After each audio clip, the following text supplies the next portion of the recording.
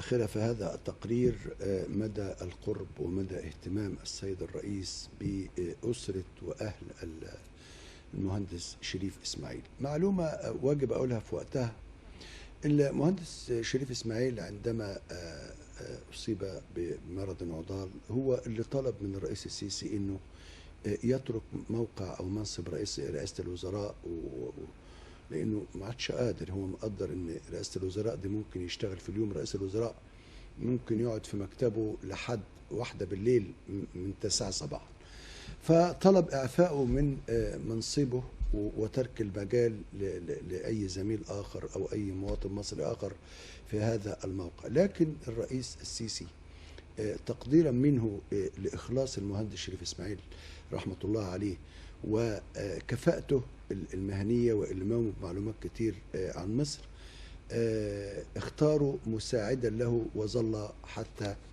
اللحظات الأخيرة في حياته. كان المهندس شريف إسماعيل قد تولى منصب رئاسة الوزراء وتحمل المسؤولية في أصعب الظروف خلال الفترة من 19 من سبتمبر لعام 2015 وحتى 5 من يونيو من عام 2018. نتابع هذا التقرير.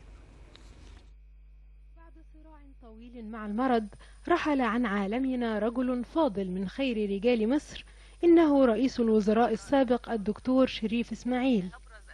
ولد شريف إسماعيل في 6 من يوليو عام 1955 وتخرج عام 1978 من كلية الهندسة بجامعة عين شمس، وبدأ العمل بشركة إنبي منذ عام 1979 حتى عام 2000، إلى أن وصل لمنصب مدير عام الشؤون الفنية وعضو مجلس الإدارة، ثم تدرج ليصبح وكيل وزارة البترول لمتابعة شؤون وعمليات البترول والغاز حتى عام 2005. وتولى إسماعيل منصب رئيس مجلس إدارة شركة إيجاز حتى 2007، ثم انتقل ليكون رئيس مجلس إدارة شركة جنوب الوادي القابضة للبترول منذ عام 2007 وحتى عام 2013.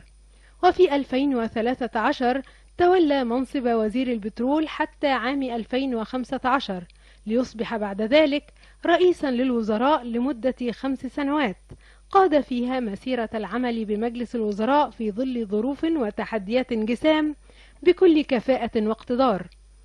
وتولى إسماعيل منصب مساعد رئيس الجمهورية للمشروعات القومية منذ 2018